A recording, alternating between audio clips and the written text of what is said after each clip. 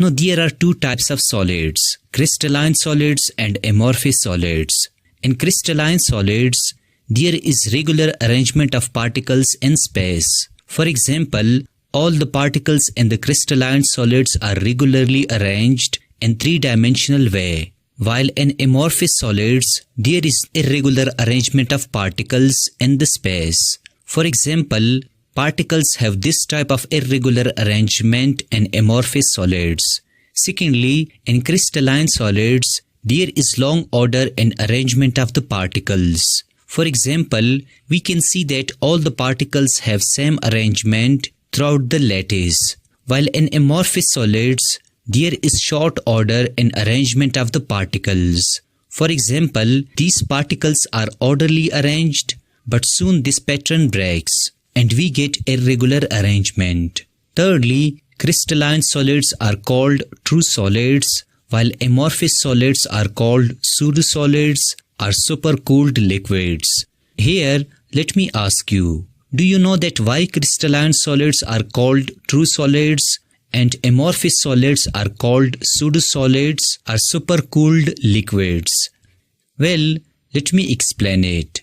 Crystalline solids are called true solids because they have true properties of solids, like they have regular arrangement of particles, they have long order in arrangement, etc.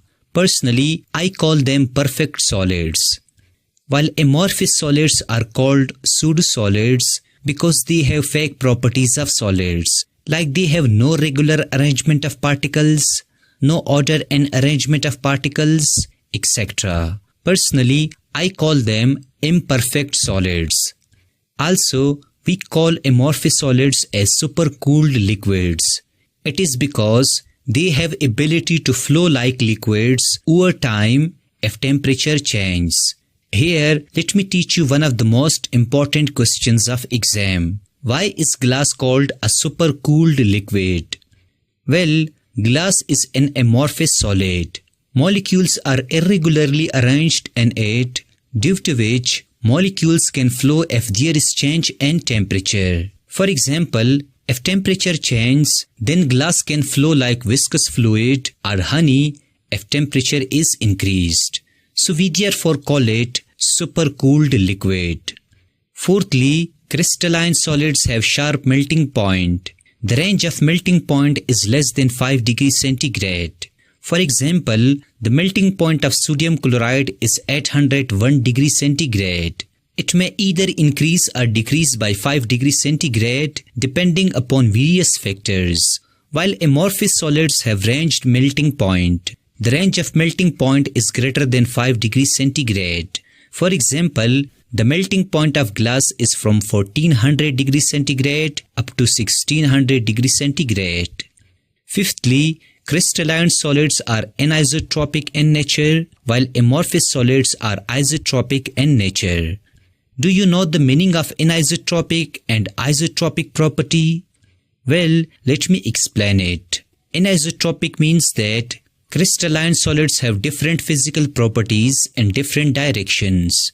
For example, consider wood. The speed of light would be different in the wood in different directions. While isotropic means that amorphous solids have the same physical properties in all directions. For example, consider glass. The speed of light would be the same in all directions. Sixthly, the examples of crystalline solids are sodium chloride, iron, gold, sugar, etc. While the examples of amorphous solids are glass, rubber, wax, etc.